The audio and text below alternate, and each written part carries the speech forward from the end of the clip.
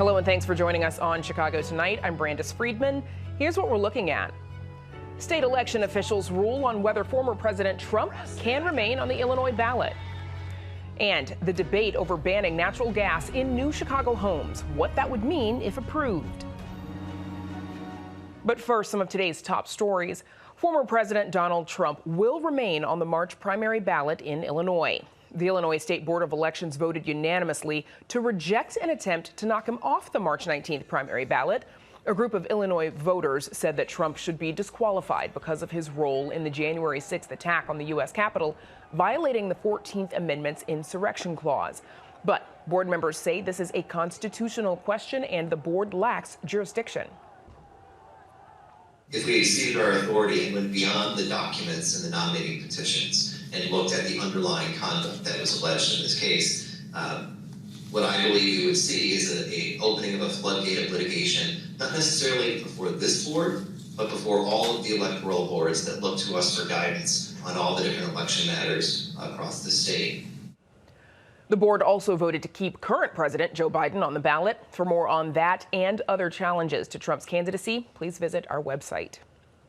Students from several Chicago public high schools walked out today in support of a proposed Chicago City Council resolution calling for a ceasefire in Gaza. At noon today, about 100 students at Lane Tech High School, seen here, gathered outside carrying signs that said, quote, "Cease fire now" and "Free Palestine."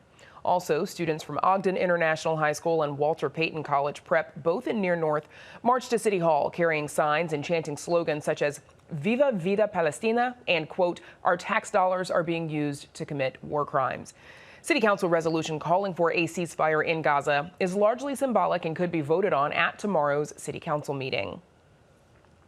The Cook County Sheriff's Office says it's uncovered a scheme of individuals recruiting migrants to steal items from retail stores in exchange for fraudulent IDs.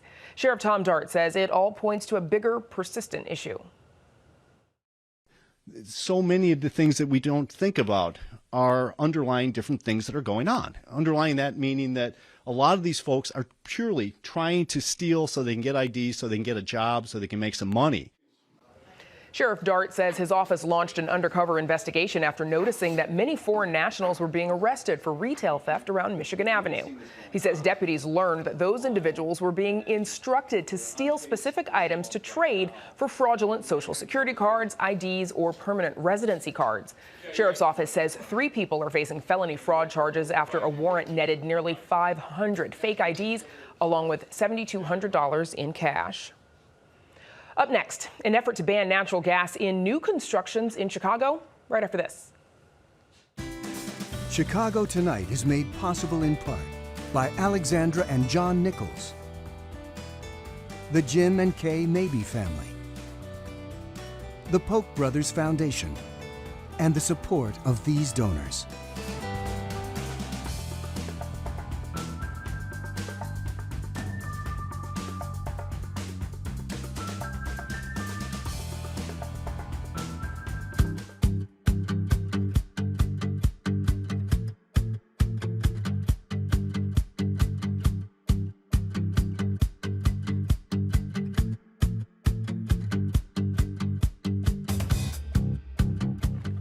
If you're looking to build a new home or business in Chicago, it might not be furnished with natural gas appliances. That's if City Council members pass the Clean and Affordable Buildings Ordinance. Advocates say the proposed ordinance aims to combat climate change and reduce the amount of greenhouse gas emissions. But critics say it would increase the cost and risk reliability.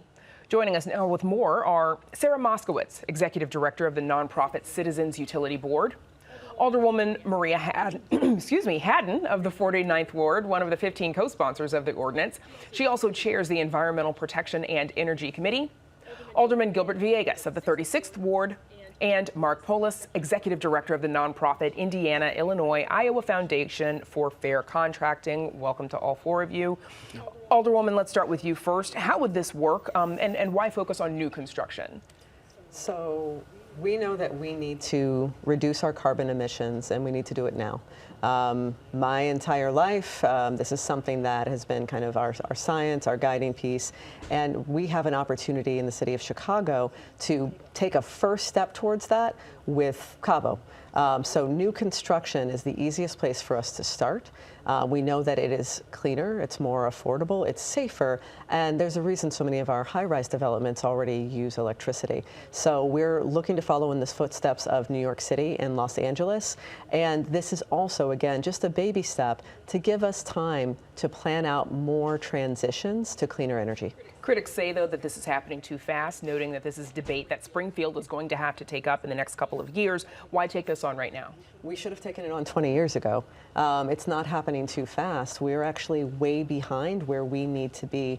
Take it from somebody who serves a lakefront community where we deal with erosion, where we deal with flooding, where we're dealing with, in my community that's 75% renters, we deal with health issues like asthma, right, as people don't have choices for what kind of appliances and environments they have in their building. So we're already behind. Time is now. As we know, this ordinance stems from the 2023 Chicago Building Decarbonization Working Group Recommendations Report. Not a mouthful. That is the work of 53 technical experts and civic leaders. Alderman Villegas, why do you think, though, that this ordinance needs further review? Yeah, so I think that, we've introduced a resolution with about 28 sponsors on it that are asking that a working group be formed with all the subject matter experts, inclusive of People's Gas, ComEd, environmental groups, to make sure that we're doing this in a responsible manner. When we take a look at what's occurred in Berkeley, California, as it relates to what the Ninth Sub-Circuit Court of Appeals, what their ruling was, and then also January 3rd, where they just affirmed their decision, and then also New York, there's pending litigation.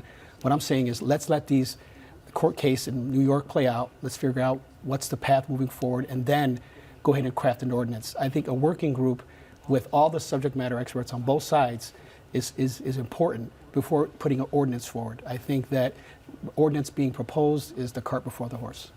Sarah Moskowitz, how would this ordinance impact costs for consumers, and how would it risk reliability?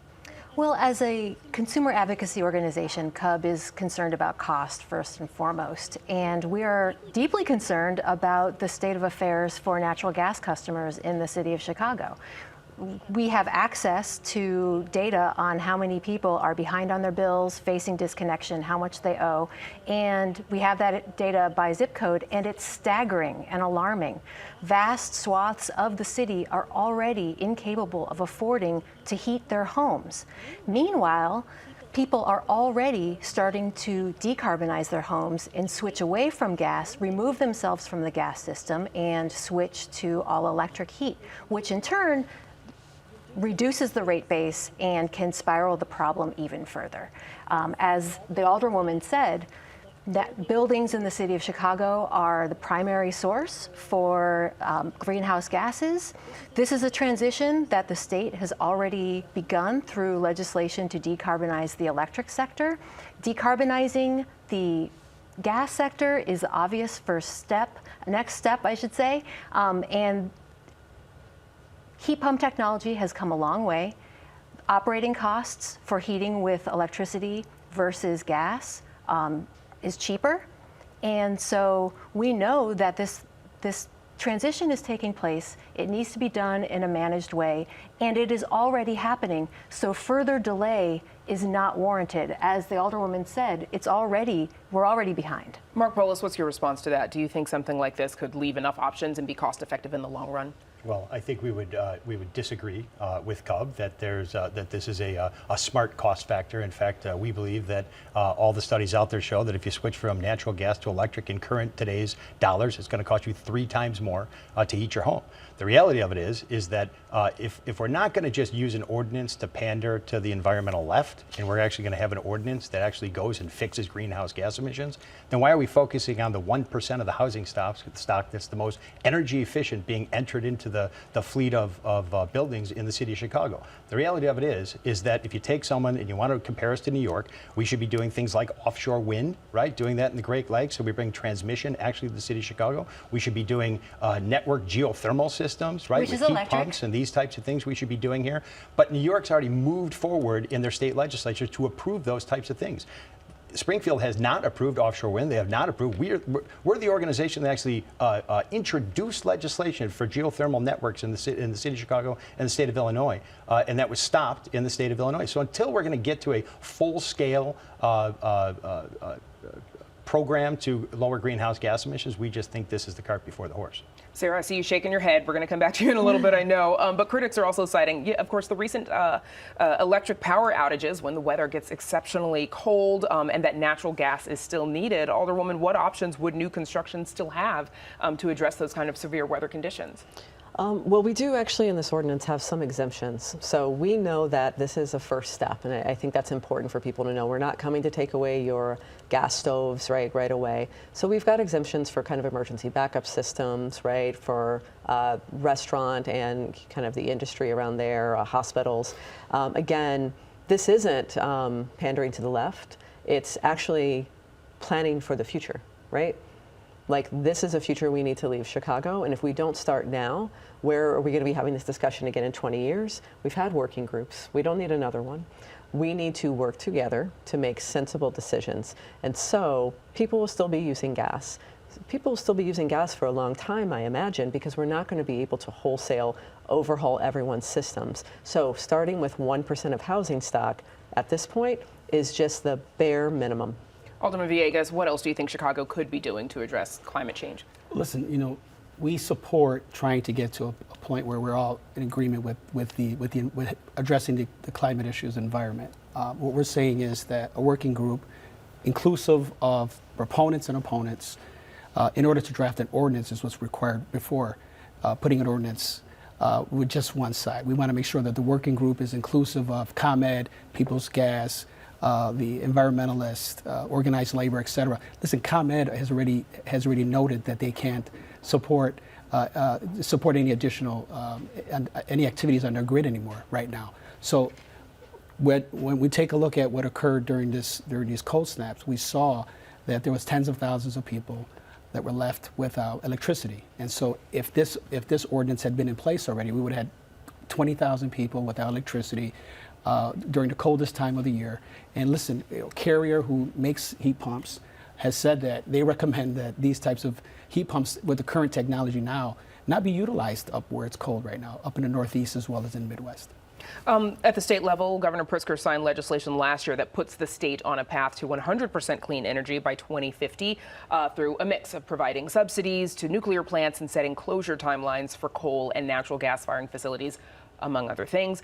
Sarah, how do you think the city's proposal would complement the state's efforts so far?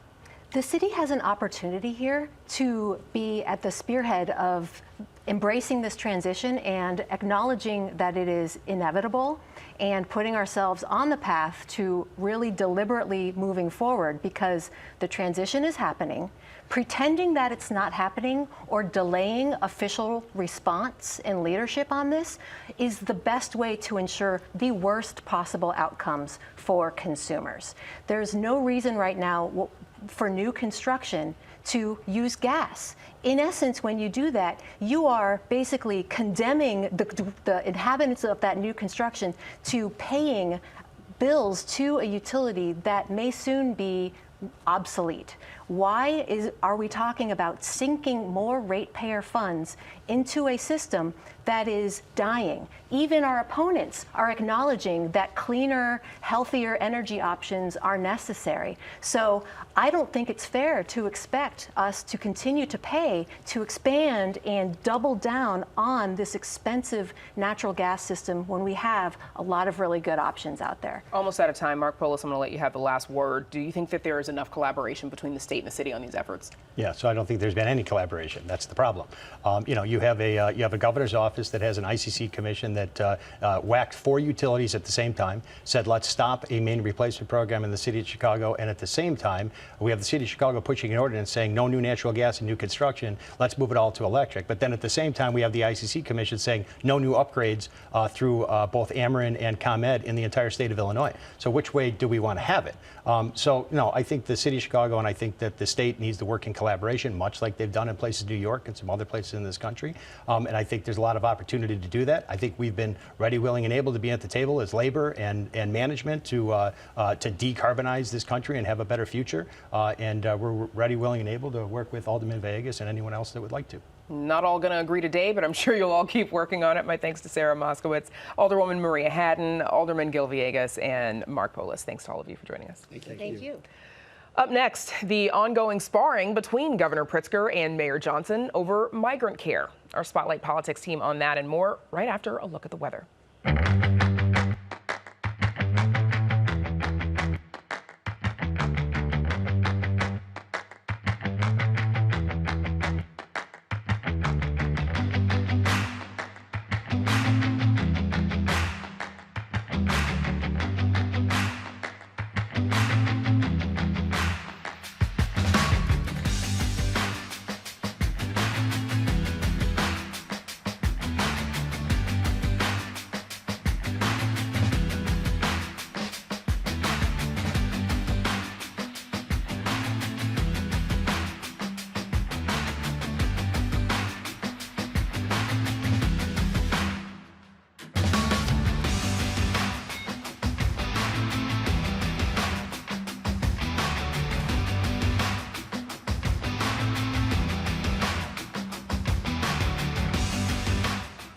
A ruling on former President Trump's eligibility to be on the primary ballot in Illinois, a looming showdown over how Chicago police officers accused of misconduct should be treated, and some CPS students walk out of classes to show their support for a Gaza ceasefire. Here with all that and more is our Spotlight Politics team, Amanda Venicky, Heather Sharon, and Paris Schutz. Welcome back, everybody. So Amanda, as we mentioned and heard at the top of the show, the Illinois State Board of Elections today ruling that former President Donald Trump will be allowed on the GOP primary ballot, despite a former Republican judge earlier agreeing that Trump had in fact engaged in an insurrection. How did the board arrive at this decision today? Well, so something to keep in mind that while Democrats control really most of the committees in the Illinois government, and body is created by statute of the state, that is not the case with the State Board of Elections. It is an even split, Republicans and Democrats. So we can really make something of this unanimous decision. And you had one of the board members, a Republican, speak up and say she too believed fully that Trump knew there was an insurrection, aided and abetted it. However, the board decided that this was outside the scope for them to deal with, that this was outside the bounds of their authority. They relied on some previous Illinois Supreme Court decisions and frankly agreed with Trump's attorneys who had, among their arguments, that was one of them, that this was just too rushed a process for a state board to get involved with. That's something, by the way, however, that the group of objectors to Trump's candidacy in Illinois, they say not only was that the wrong decision to come to, but that by agreeing to be a member of the State Board of Elections, you took on this responsibility. It is a mandate, and that this was the wrong decision. So then what's next? Is this something that's going to land in the Illinois courts? That is the expectation. There is a 5-day window of opportunity because this is a quick timeline, right? March is not all that far off, and so you've got to get, and the election authorities all throughout the state have to get ballots printed. So this has to be decided sooner than later. Objectors to this decision, and that would in this case be the objectors to Trump's candidacy, have 5 days to file in court, and the expectation is that they are going to do so, likely here in Cook County. Paris, there were also challenges to President Biden being on the ballot. What happened with those? Yeah, different group challenging President Biden. Those got tossed pretty quickly, too. Basically, their contention was that he didn't notarize his signatures right. He didn't get the right amount of signatures. Kind of the same old Chicago game of trying to knock people off ballots. Also, that the border situation constituted some kind of 14th Amendment violation. That was shot down pretty quickly. So he will be on the ballot. Doesn't seem like that this will go to court. Good old 14th Amendment. Heather. Someone explain it. I know. It's a big one, isn't it? So wait, like the Civil War. Oh, exactly. Heather, you've been following the issue of police accountability and the fight over who gets the final say on matters concerning police officers accused of serious misconduct. What are those latest developments? Well, today, a key city panel reaffirmed its vote that to reject an arbitrator's decision that would basically gut the Chicago Police Board and allow officers to choose to have an arbitrator decide whether they should be terminated or face a suspension of a year. That sends the issue back to the City Council, which voted 17-33 to reject that decision. So it will be a big fight again tomorrow, assuming that the City Council reaffirms that decision. They need 30 votes to do so, and if they do, it will end up in court where the arbitrator says the city is likely to lose, and the president of the Chicago Police Union, the largest Chicago police union, says, quote, today, I am planning to sue everybody literally for everything. So it's going to be a big fight, but it is a lot of pressure on the City Council to preserve the system of police accountability that has been in place for nearly 60 years. Sounds like a lot. Okay, so explain how this... A lot of money, too. And a lot of money, especially, it seems like both sides, if we're planning to sue everybody for everything. Heather, explain how this issue and the City Council vote tomorrow, though, could directly impact the case of Chicago police officer Eric Stillman. He's the one who shot and killed 13-year-old Adam Toledo almost 3 years ago. So that was right. So more than 1,000 days ago that happened, and Eric Stillman has not faced any punishment for those actions. He is set to go in front of the Chicago Police Board for 5 days of hearings that will determine whether he will be terminated as the Police Misconduct Investigatory Agency says he should. Now, former Police Superintendent David Brown said no, he should only be suspended for failing to turn on his body-worn camera and should face a suspension of just a few days. The police board will make that decision. However, if the City Council does not reject the police arbitrator's rule, those hearings will not happen because Officer Stillman's counsel has indicated he wants this to be decided by an arbitrator behind closed doors. So, Paris, if the City Council affirms its rejection to closed-door arbitration, what happens next? Well, as Heather said, it's going to be a court battle. I mean, the FOP president, Katten-Sarah, said it loud and clear. We'll see you in court or something along. Get your checkbooks out. And call your lawyers. You know, it seems like it's one of those cases that the city doesn't have a great argument on at this point because of the decision of the arbitrator. Now, there only are a handful of these arbitrators out there that do this. There are questions about who these arbitrators are and whether this is the right route to go. It's anybody's guess where the law is going to fall here, but it does seem that the FOP is pretty confident it's on their side, whether City Council rejects this or not. So Mayor Johnson and Governor Pritzker, they continue to spar over the issue of caring for migrants transported here from the southern border. Here's a little bit of what both of them had to say yesterday. Our plan for temporary emergency shelter was never meant as a long-term housing solution. This is difficult for everyone, but there are some limitations to what we can do. The major and majority part of what's necessary needs to be in the city of Chicago, and we have been supporting the city of Chicago with literally tens of millions of dollars directly as well as hundreds of millions of dollars indirectly. Amanda, Governor Pritzker seems dismissive of the idea that perhaps the state could ease the burden on Chicago by moving some of the migrants to other municipalities around the state. Why do you think that is? I think that there's actually several reasons for that. One, many communities don't want them. Two, that he is saying that Chicago, who's already received a lot of help from the state, millions of dollars to do what it is doing, and therefore should be using that money. And Chicago continues to ask for that and be propped up by the state. And then further, the governor is saying that migrants don't necessarily want to be anywhere besides Chicago, and that Chicago is best suited for this purpose because, after all, the state did build the intake shelter there. There has been money to provide these shelters. And further, you have a transportation network. You have more jobs. It is a major metropolis where you don't have the ability for presumably a migrant without transportation to so easily get around some of the smaller suburbs or other outlying areas. And then adding to that, he's saying that you need, and this sort of gets to that first point, communities need to have some sort of buy-in, that the state just can't unilaterally go in and plop down a shelter. Plop down a shelter and say, here, everybody go here. Heather, yesterday, Mayor Johnson once again suspended the policy that would have migrants evicted from city shelters after 60 days. This is the third extension of that deadline. What does this say about the viability of that plan in the first place? in a Chicago winter. So it certainly raises the question whether Mayor Johnson is willing to evict thousands of migrants onto the city streets with really nowhere else to go.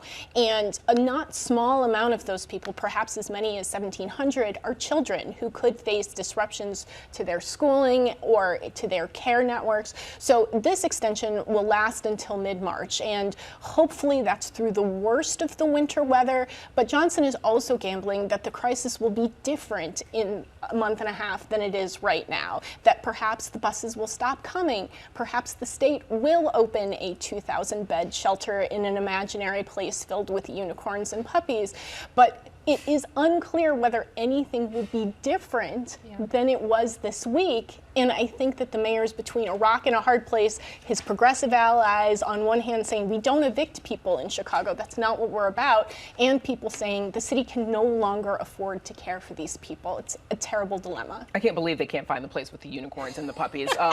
Okay, so we're out of time for Spotlight. Lots to talk about, but we'll all be back here next week. Amanda, Heather Paris, thanks, gang. And that is our show for this Tuesday night. Don't forget to stay connected with us by signing up for our daily briefing. And you can get Chicago Tonight streamed on Facebook, YouTube, and our website, WTTW.com/news. You can also get the show via podcast and the PBS video app. Join us tomorrow night at 5:30 and 10 for Chicago Tonight Black Voices. Chicago City Council members consider a proposed resolution calling for a ceasefire in Gaza. And we're talking self-care with Common. I sat down with the artist and activist to discuss his new book focused on food, body, mind, and spirit. Now, for all of us here at Chicago Tonight, I'm Brandis Friedman. Thank you for watching. Stay healthy and safe, and have a good night.